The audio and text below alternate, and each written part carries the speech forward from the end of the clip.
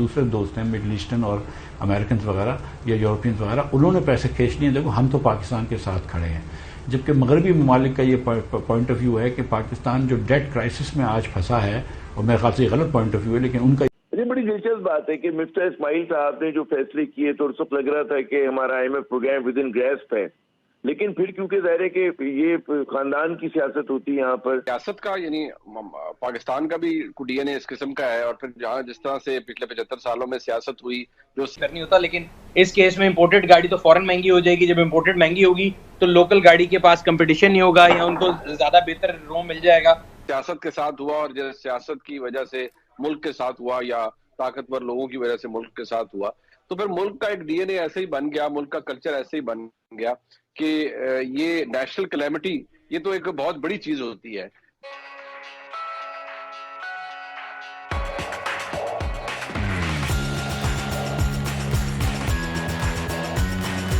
یہ point of view کہ وہ اس لیے پھنسا ہے کہ ایک سی پیک ہم نے کیا ہے، اور دوسرا یہ کہ ہم نے بہت مہنگا تیل اور گیس خریدی ہے پچھلے 3 سالوں میں، کیونکہ قیمتیں بہت بڑھ گئی تھیں، خاص طور پہ رشیا یوکرین جنگ کے بعد. تو امریکہ اور ویسٹرن یورپ چاہتا ہے کہ چائنا مزید پیسے دے، اور جو 4 بلین ہم نے جمع کرے تھے جس میں سے 3 بلین عرب کنٹریز سے تھے، اس کے علاوہ وہ یہ چاہ رہے تھے کہ شاید چائنا 2 بلین اور دے دے، مزید نئے پیسے دے دے. تو وہ ایک تھوڑی سی یہ ٹگ آف وار ضرور تھی ویسٹرن کنٹریز اور چائنا کے اندر، اور اس کا کوئی ہم کو حل نکالنا چاہیے تھا، جو اب پہلے بھی ہم نے نکالا ہے سپٹمبر سے پہلے بھی، جو پچھلی مرتبہ آئی ایم ایف کو لے کر آئے ہیں. لیکن ایک تھوڑا سا یہ انٹرنیشنل پالیٹکس بالکل سامنے آ رہی ہے. لیکن یہ کہنا کہ چائنا اکیلا پاکستان کو بیل آؤٹ کر دے گا یہ بہت مشکل ہے، اور یہ کہنا کہ ہم چائنا کے لونز کو ریسکیچڈ کر لیں یا ری پروفائل کر لیں یا اس کی لمٹس بڑھوا دیں، اس کی ڈیٹس بڑھوا دیں without affecting Paris club countries, without affecting any other western creditor, without affecting multi laterals, تو اللہ کرے یہ ہو جائے. لیکن عموماً ہم نے دیکھا ہے کہ چائنا اس طرح ٹیبل پہ بیٹھتا نہیں ہے، جس طرح پیرس کلب کے ممالک آپ کے ساتھ نہیں بیٹھتے جب تک کہ آئی ایم ایف ساتھ نہ ہو، اس طرح چائنا بھی نہیں بیٹھے گا جب تک کہ پیرس کلب ساتھ نہ ہو. اب سر بات کرتے ہیں جب خطے کی سیاست کی اور ہماری پوزیشننگ کی. اسحاق ڈار صاحب نے تو بڑے واضح الزامات لگائے ہیں، جیو پولیٹیکل پالیٹکس کا ذکر کیا، کنسپیریسی سازش کا کیا، بڑے گراس انفیئر ٹریٹمنٹ ان کے الفاظ تھے towards Pakistan, goal post change کر رہی ہے آئی ایم ایف، یہ بھی کہہ دیا پاکستان کو اس طرح کارنر نہیں کیا جانا چاہیے. But the $1 million question is کہ آپ جب تھے اور پھر آپ گئے اور مفتی ڈار صاحب آئے، did the geopolitical situation change significantly between this time یا معذرت کے ساتھ it's just a question of confidence or competence؟ دیکھیں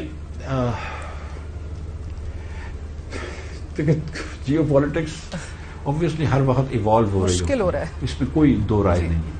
لیکن میں جب ہٹا تھا یہاں سے تو مجھے ایک جو سکون ملا تھا وہ یہ تھا کہ روز جو ہے یہ ایک امریکہ ورسز چائنا کا ٹینشن جو تھا وہ ڈیل کرنا ہوتا تھا.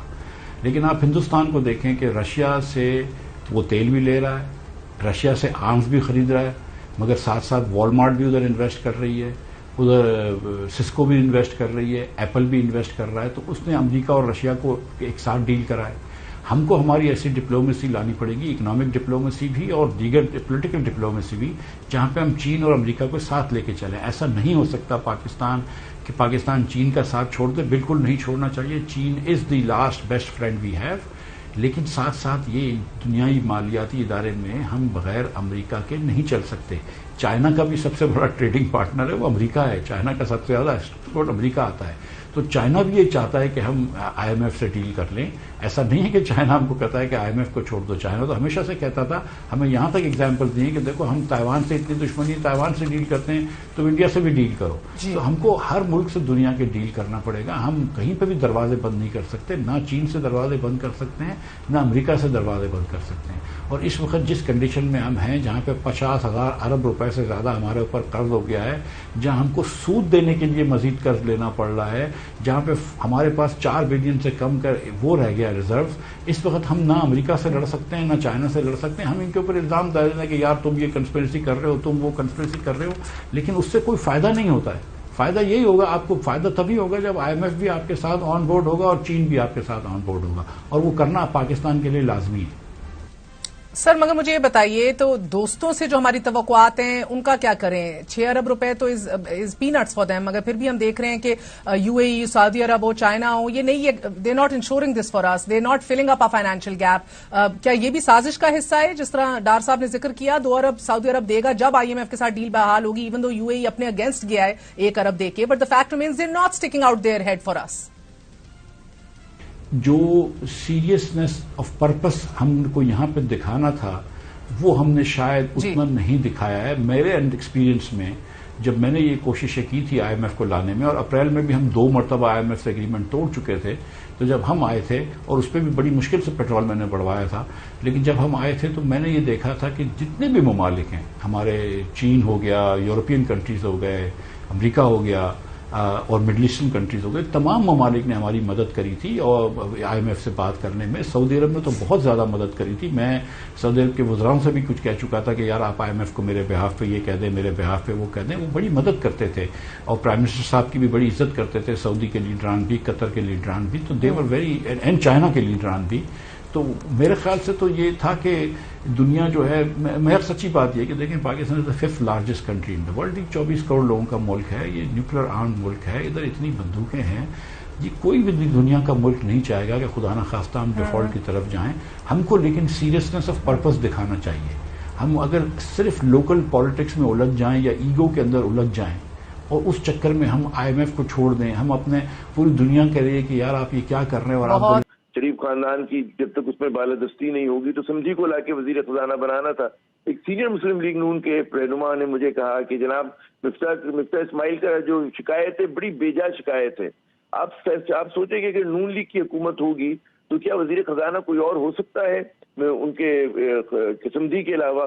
تو یہ جب مزاج ہوگا اور اس کے اندر آپ دیکھیں کہ اس کے بعد سے جب کہتے سخت فیصلے کے بعد کچھ چیزیں بہتر ہونے لگی تھی، ہم پھر 0 پوائنٹ پر آ گئے.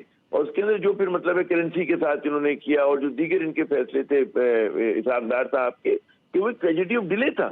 اس میں وہ آئی ایم ایف سے، اور آپ دیکھیں کہ آئی ایم ایف سے آپ کہتے ہیں آپ نیگوشیٹ کرنا چاہتے ہیں، کبھی آپ پریس کانفرنس پہ کہتے ہیں کہ آئی ایم ایف ڈرامہ ہے، کبھی آپ آئی ایم ایف کو دھمکی دیتے ہیں. آپ کا جو ایک رویہ ہے وہ نیگوشیٹ کرنے کا نہیں ہے. میں آپ کو اپنا بالکل رپورٹرز والی جو میں انسٹنکٹ اور ہم لوگوں نے بات کی ہے کہ اتنا عدم اعتماد ہے ہمارے جو ملٹی لیٹرل ادارے ہیں کہ جب تک ڈار صاحب ہیں آپ کو تو بڑا مشکل ہوگا. ایک آدھ ہو سکتا ہے کہ ایک ریویو مل جائے آپ کو، لیکن اتنا زیادہ گیپ آ چکا ہے ڈار صاحب کے جو بھی اندازے وہ ہے جس طرح گورننس وہ کرتے ہیں فائنینشیل میٹرز کی، تو وہاں پر ہمیں ہوتا ہوا نظر نہیں آ رہا ہے. اور وہ عام ٹوسٹنگ ہے جی. آپ دیکھ لیں نا، آپ دیکھ لیں کہ کتنے ماہ ہو گئے ہم ہر مہینے خوشخبری سنتے ہیں کہ جناب ہونے والا ہے، لیکن وہ خوشخبری پوری نہیں ہوتی. آپ کا کہتے ہیں نا 10th ریویو تو چھوڑیں، 9th ریویو پورا نہیں ہو رہا. اگر وہ چیز جون سے پہلے ہو جائے تو بہت بڑا کارنامہ ہوگا، ورنہ آپ جب اگلے پروگرام میں جائیں گے اور اگلا پروگرام نئی حکومت کو کرنا پڑے گا تو آپ دیکھیے گا یہ جو کہہ رہے ہیں نا پولیٹیکل کاسٹ، انہوں نے تو اپنی کوشش کی بچانے کی، پھر اصل میں لوگوں کی چیزیں نکلیں گی. اور پہلے دن سے ہم جیسے لوگ، بہت سارے لوگ کہہ رہے تھے کہ آپ ملک میں فوراً انتخابات کرائیں تاکہ ایک نئی حکومت نئے مینڈیٹ کے ساتھ آئے اور وہ نیگوشیٹ کر سکے ملٹی لیٹرل لینڈرز کے ساتھ. لیکن کیونکہ اقتدار سے چمٹنا تھا اور کیونکہ آپ کو نیب کے لاز اپنی مرضی کے کرانے تھے، اپنی مرضی کے دیگر معاملات کرانے تھے، تو آپ نے ملک کے مستقبل کے ساتھ کھیلا ہے. آپ یہ سمجھتے ہیں کہ کسی مطلب ایک پولیٹیکل فورس کو باہر کر بھی دیں، اس سے فرق نہیں پڑتا، لیکن آپ کے قابو میں نہیں آنا.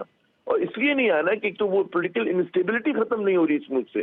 خود وزیر اعظم صاحب نے بھی کل پرسوں کہا جی معاشی استحکام کے لیے سیاسی استحکام کی ضرورت ہے، لیکن آپ کیسے لے کے آئیں گے سیاسی استحکام جبکہ آپ ایک مطلب ہے کہ پاپولر فورس کو آپ کہیں گے جی ہم اٹھا کر باہر پھینک دیں گے میدان سے. آپ یہ نہیں کر سکتے. اگر آپ کریں گے تو آپ دیکھیے گا کہ اس کے کہتے ہیں نا ان انٹینڈڈ کانسیکوینسز ہوں گے اور وہ آپ کو نظر آئیں گے. اگر یہ سمجھتے ہیں کہ پاکستان کو 90 کی دہائی میں دوبارہ لے کے چلے جائیں گے جہاں پہ 2 خاندان ہمارے مستقبل کا فیصلہ کر رہے ہوں گے، شریف خاندان ہوگا اور زرداری خاندان ہوگا، تو بھائی پاکستان ایسے نہیں چل رہا. اور یہ لوگ مطلب ہے سمجھ سکتے ہیں کہ جی ہم غلام ابن غلام ہیں اور یہ ان کے بچوں کے اور آگے پیچھے ہوتے رہے.